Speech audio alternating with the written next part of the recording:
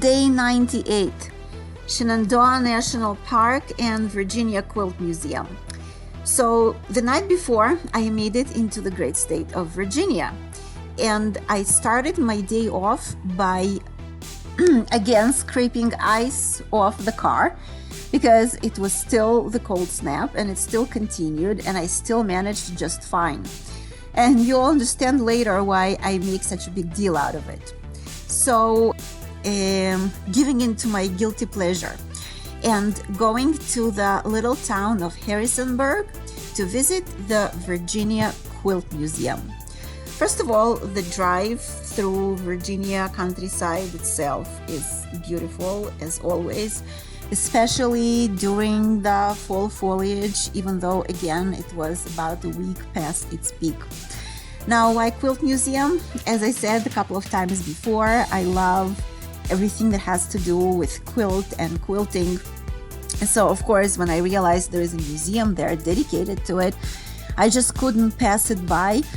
And again, every time I'm amazed at the creativity and thoughtfulness and patience and incredible craftsmanship and dedication that goes into creating each and every pattern, each and every design, and each and every quilt. And the thing is, you get a coupon in the museum gift shop for a nearby quilt supply store, which is one of the biggest and the most famous in the country. So, of course, I went, but I felt like a kid that's about to go into the toy store of his dreams. So what I did was leave my wallet in the car because I knew there was no way I would walk out of there without spending an absolute fortune.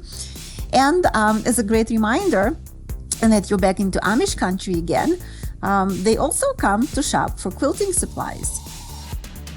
And then to my next stop of the day, which is Shenandoah National Park.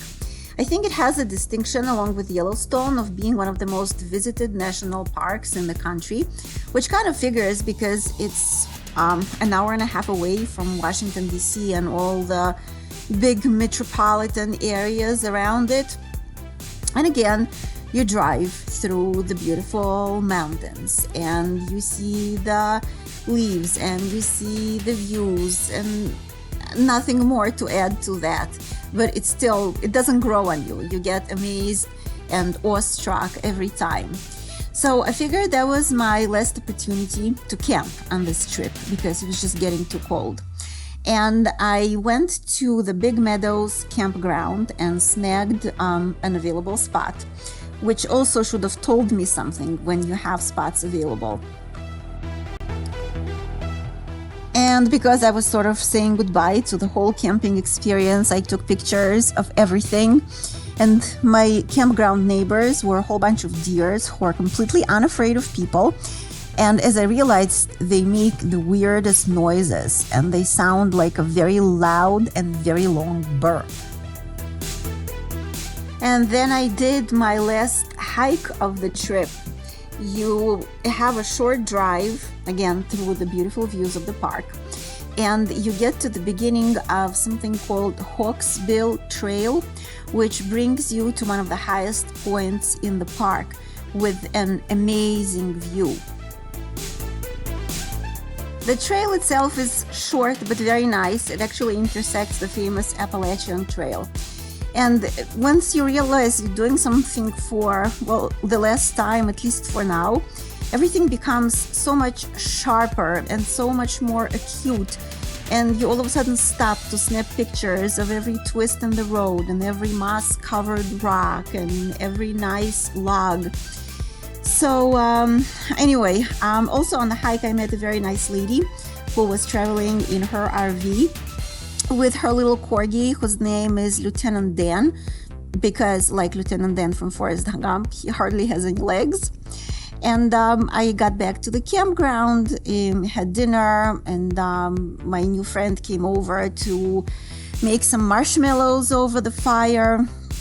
So it was just a very, very nice last camping experience of the trip. And I also got a physics lesson because I was using butane gas containers for my stove, and I'm trying to make tea and it's barely burning. So I was like, okay, the container is out. I'm going to switch it to a new one. And the new one is barely working either. And I hear the gas sloshing inside. And then I remembered that butane actually has a much higher freezing, well, not freezing, but liquid temperature than propane. So it was just too cold for it. It was starting to condense into a liquid.